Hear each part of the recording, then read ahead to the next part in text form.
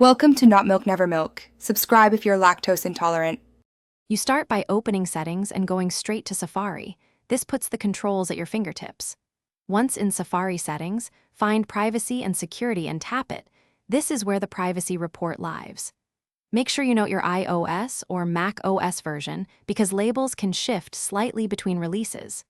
Now, you're ready to change the report visibility. Don't pause, move to the next option so you can actually disable the report display. You'll now locate the specific toggle labeled Privacy Report or Show Privacy Report and switch it off. That removes the banner and site summaries. On Mac, open Safari, choose Preferences, then Privacy, and uncheck the same option.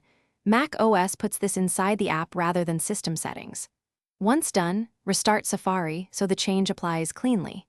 If you use multiple devices, repeat on each one because iCloud Sync won't change this preference automatically. You finish by verifying the report is gone. Open Safari and look at the Smart Search field and the shield icon. There should be no privacy report summary. If it still appears, clear Safari's cache and website data, then disable extensions that might force a report. These steps usually resolve stubborn displays. If problems persist, sign out of iCloud on that device and sign back in, or reset Safari settings. One key tip: always back up before broad reset. Thanks for watching. If this was helpful, leave a like and consider subscribing. See you next time.